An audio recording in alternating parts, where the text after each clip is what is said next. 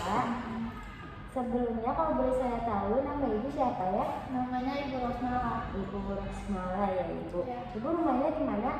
Rumahnya dari Perumahan Pesona kalau nggak salah. Rumahan Pesona. Umurnya berapa ibu?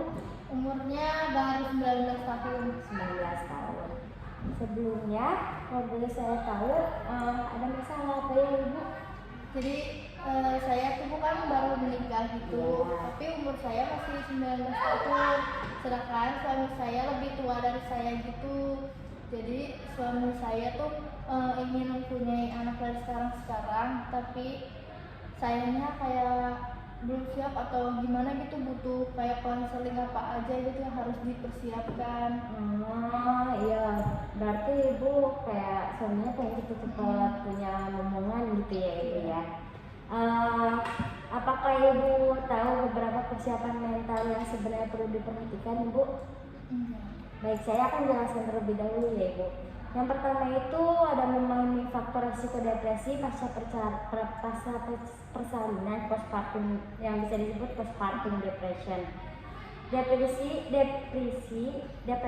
pasca persalinan yang bisa disebut PPD merupakan masalah serius yang seringkali dihadapkan oleh ibu baru, termasuk ibu gitu kan ya, ibu yang muda-muda gitu ya ibu. Mengingatkan PPD bisa berisiko pada kesehatan ibu dan bayi. Jadi, maka upaya pencegahan tentu saja perlu yang dilakukan atau setidaknya memahami lebih dulu gejala dan bagaimana cara menghadapi PPD-nya ya ibu. Seorang ibu baru akan lebih berisiko tinggi mengalami PPD dikarenakan beberapa hal. Yang pertama itu mereka yang memiliki riwayat depresi dan kecemasan. Yang kedua itu kejadian PPD di masa lalu. Yang ketiga itu ada konflik pernikahan. Kemudian ada riwayat keluarga PPD. Kemudian ada riwayat yang sebelumnya sudah dirasakan seperti adanya tekanan atau mengalami komplikasi kehamilan. Lalu tidak ada support system yang baik khususnya dari lingkungan terdekat. Lalu saya jelaskan penting untuk dipahami lebih dahulu bahwa depresi setelah melahirkan sebenarnya bisa dialami oleh siapapun juga. Bahkan pada seseorang yang tidak mengalami kecemasan yang pernah mengalami kecemasan apapun. Beberapa gejala yang harus diperhatikan termasuk kesulitan berkonsentrasi, lalu perasaan tidak mampu, mudah menangis, timbulnya keinginan untuk menyakiti diri sendiri, bahkan bayi yang baru saja dilahirkan, kegelisahan, pikiran yang mengganggu. Kemudian yang kedua itu saya akan menjelaskan tentang memahami apa yang bisa terjadi ya ibu. Jadi penting bagi calon ibu untuk mengetahui segala informasi yang terkait dengan apa yang akan dihadapi saat menjadi ibu baru. Dengan begitu, ibu pun akan melakukan antisipasi. Lalu ini tentu saja dimulai dari hal terkecil ya ibu, mulai dari hal yang sepele seperti adanya penambahan berat badan, beragam keluhan umum yang sering dialami saat hamil, morning sickness, atau kondisi lain yang mungkin dianggap tidak menyenangkan. Untuk itu, sebelum hamil, pelajari lebih dahulu ya ibu mengenai gejala umum kehamilan dan komplikasi yang mungkin akan dialami.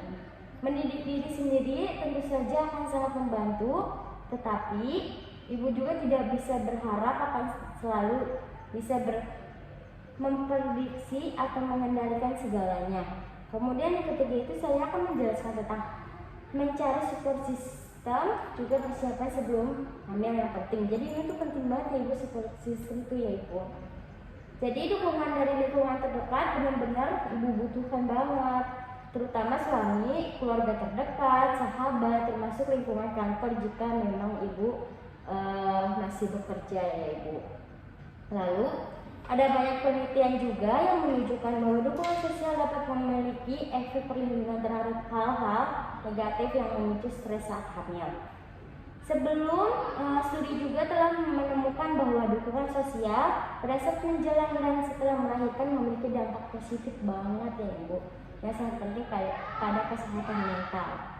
Selain itu, dukungan sosial selama kehamilan dapat meningkatkan kemungkinan untuk menjaga persalinan normal dan menurunkan risiko kelahiran prematur. Dalam studi lain, para peneliti juga percaya bahwa dukungan tersebut dapat berlaku sebagai semacam mekanisme penyanggaan dan stres prenatal dan dan kelahiran prematur. Kemudian di sini ada menyadari pentingnya kesehatan mental yang tadi saya jelaskan itu ya Ibu. Jadi yang bisa Ibu lakukan yaitu sebenarnya ada beberapa strategi yang bisa dilakukan untuk menjaga kesehatan mental setelah hamil. Jadi yang pertama itu dijadikan kesehatan psikologi ibu sebagai prioritas, kemudian usir pikiran negatif pada diri sendiri, kemudian luangkan waktu untuk diri sendiri, ambil kelas melahirkan atau mengasuh anak, bicaralah dengan suami ibu, melakukan diskusi bagaimana ibu dan suami ibu akan menjadi orang tua. Lalu gunakan teknik manajemen stres untuk memerangi stres dan kecemasan. Karena mengingat kesiapan mental dan psikologi sangat penting banget yang tadi saya jelaskan, tak ada salahnya mulai saat ini ibu mulai memperhatikan sehingga akan mendukung kehamilan yang sehat secara fisik dan emosi ya Ibu. Ada yang bisa ditanyakan lagi? Apakah penjelasan saya sudah cukup jelas? Sudah cukup sih Bu. Jadi berarti kalau misalkan kayak mau hamil itu harus siap mental. Ya, jadi ibu harus siapin segala-galanya agar kandungan ibu sehat. Terus ibu juga harus dapat support system dari keluarga, dari suami, dari semuanya ibu, agar ibu juga nggak stres, nggak baby blues yang bisa disebut gitu ya Ibu. Baby blues tuh pasti, tapi kalau misalnya ada dukungan dari keluarga, dari suami kayak gitu, itu kayak sedikit lah Ibu. Ada yang bisa ditanyakan lagi Bu? Apa sudah cukup jelas? Sudah cukup jelas. Baik Ibu.